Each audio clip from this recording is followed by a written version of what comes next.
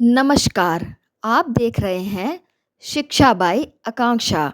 मैं हूं आपके साथ आकांक्षा वर्मा। तो चलिए शुरुआत करते हैं आज की कहानी की, जिसका शीर्षक है उल्लू ने पहना चश्मा। किसी जंगल में एक बहुत ही समझदार और प्यारा सा उल्लू रहता था। उसे किताबें पढ़ने का बहुत शौक था। वह सारा दिन जंगल में घूम घूम कर कभी यहाँ कभी वहाँ बैठा बैठा किताबें पढ़ता रहता था। उसकी इस आदत के कारण जंगल के सभी जानवर उसे बहुत समझदार समझते थे। समय बीतता गया और चीकू की आंखें कमजोर हो गईं। अब उसे पास की सभी चीजें धुंधली दिखाई देती थीं और वह किताब भी नहीं पढ़ पा रहा था।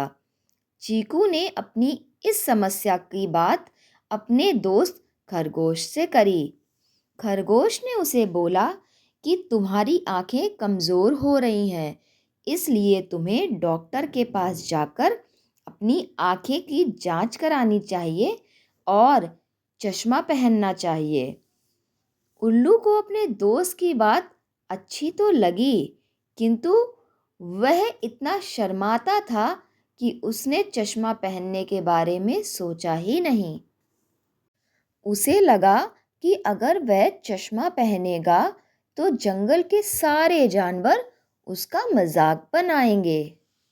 कुछ दिन बाद उल्लू ने देखा कि वह चश्मे के बिना कुछ भी नहीं पढ़ पा रहा है।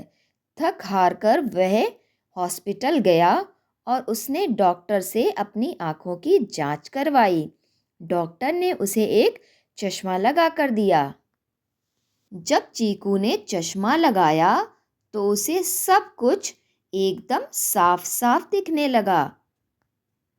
उसे बहुत खुशी हुई, किंतु वह अभी भी जंगल में चश्मा पहनकर जाने से हिचकिचा रहा था।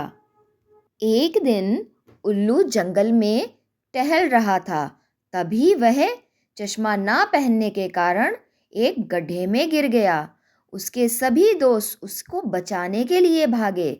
जब वह गड्ढे से बाहर निकला तो उसके दोस्त खरगोश ने उससे कहा कि अगर तुमने चश्मा पहना होता तो तुम्हारे साथ यह दुर्घटना नहीं होती।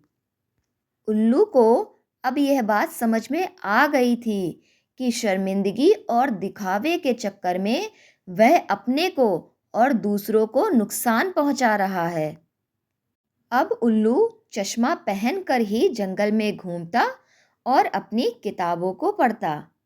जानवरों ने देखा कि चश्मा पहनने से उल्लू अब पहले से भी ज़्यादा आत्मविश्वासी हो गया है और उनको धीरे धीरे समझ में आ गया कि चश्मा पहनना कोई शर्म की बात नहीं है।